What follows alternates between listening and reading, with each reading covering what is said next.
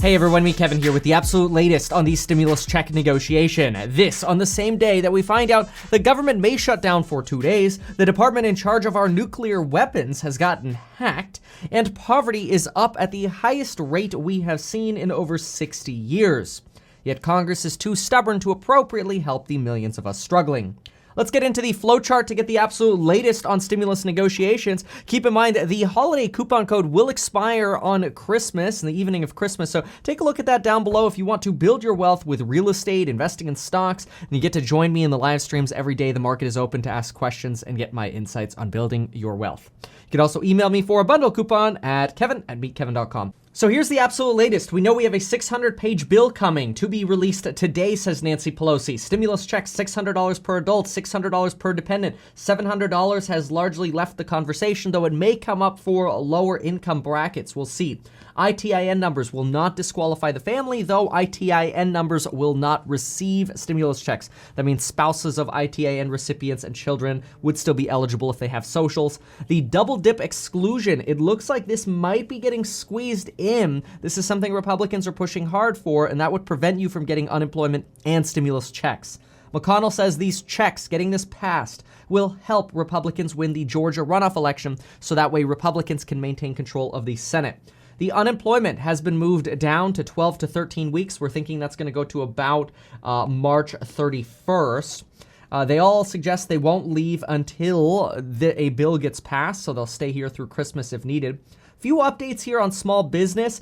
Small business funding has moved up from $288 billion. It moved up to $300, but then it moved up again to $325 billion. This is one of the areas where they're still negotiating heavily, and these will include EIDL grants. So the small business provisions will offer EIDL grants again, which is great.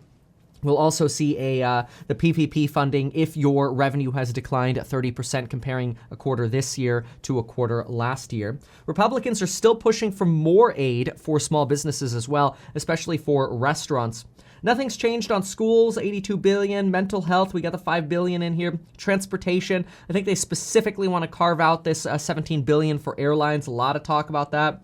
Healthcare relief fund, nothing there. We do have talk at the SNAP food program, and I should say that the healthcare relief fund is there, but no changes there. There is talk that the SNAP food program should be increased beyond the 4% that's currently, the 15% that's currently proposed for a 4-month boost. So we might see some changes here. That's what's being negotiated as well. We've got some other free food items coming here, which is important. 16 bill for vaccine distribution. No changes at some of these other items here. We are seeing a potential change here, though, for rental assistance. The eviction ban through January 31st, that is a 1-month extension, might actually get canceled. Republicans are saying, look, if we give rental aid, we should not need an eviction ban. So the eviction ban is now officially up in the air again, which is going to put a lot of pressure on actually getting this money out quickly to prevent an eviction crisis. Then we've got over here the SOS Act. This is it's actually a $17 billion program that Chuck Schumer is pushing for in direct aid to live venue operators.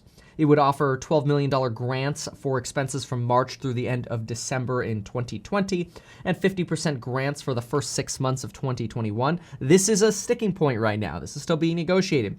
FEMA funding, this is still being negotiated. Republicans want less money being spent on FEMA funding. Democrats want more. We've got, Democrats wanting more money to allow states to spend the CARES Act money with more flexibility. This leads to a higher cost because Republicans see, hey, well, if states don't spend the money, then we get that money back, and it lowers the cost of the overall package. Senator Pat Roberts from Kansas wants to increase SNAP payments. We've heard another supporter here for an increase in SNAP payments, and he wants additional aid for the livestock sector. So I could really see a lot of this sort of extra negotiating really going into these fine details here. Republicans say they do not want Democrats to be able to restart the 5 CARES Act programs, which are these right here on screen. You'll see these are the 5 CARES Act programs. All of these have pretty much fulfilled their purpose, but the Fed would like to have the opportunity to reinstate these programs if they're needed to provide adequate credit within either the small to medium-sized business market, the state and local government market, providing loans basically, the corporate credit facilities, or even like student loans, credit cards, car loans. And Republicans saying, no, we are using that money to do this stimulus package. So don't try to just say we're going to use this money towards the stimulus package and then you bring the program back next year and then it's like this bill just cost twice as much as we were expecting. So Senator Pat Toomey has introduced a bill to permanently end these programs and purposely prevent them from being able to reopen. This sort of prevents Janet Yellen and Biden from being able to reopen these Treasury/Federal Reserve CARES Act programs. Josh Hawley is pushing for the $1,200 stimulus check still. He is actually going to insist on a vote on these for a standalone bill for $1,200 stimulus checks. Rules in the Senate do indicate, though, that anybody could object to this, so we're not sure if there'll actually be a vote on the $1,200 stimulus checks, but he will try. Let's talk about what else we're hearing. Senator John Thune mentioned that it's possible we will shut down for 2 days while we get a bill negotiated and passed, potentially on Sunday. Sunday seems to be the target now for potentially getting something passed. John Thune did backtrack a little bit, though, saying that we'll probably get a temporary stopgap bill, but a lot of people don't seem super confident that we're going to get a temporary extension. We might in the last minute of the last hour on Friday, but Chuck Schumer says, no, Friday's the deadline. Let's get it done Friday, and let's be on time. John Thune does say that whether we do another stimulus package in the future depends on what happens in the Georgia runoff election. This is a sign that Congress is already disagreeing on whether or not there will be a future bill and what's going to be included in this. That's actually emboldening Democrats in these negotiations because Democrats are like, okay, well, if you're already suggesting we might not do a big bill in the future, well then, hey, you know what? It sounds like we need to go a little bit more aggressive on this one. The two heads of the Problem Solvers Caucus, the two representatives, Representative Reed and Representative Gottheimer, said they are working on liability protections already for the next bill while everybody else negotiates the current bill, though it seems like John Thune threw a little bit of cold water on the idea of the next bill coming.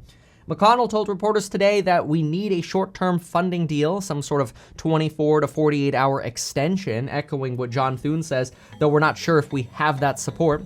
McConnell also says we are at the 1 yard line and we are almost there. Senator John Thune wrapped up by suggesting that the structure on how stimulus checks will be distributed and to whom and for how much does still remain an outstanding issue. So we've got a lot of crazy things going on here. So all I can say is get your 4 free stocks, get your life insurance, both in the links down below. Both you can do in under 5 minutes. And folks, we'll see you in the next video.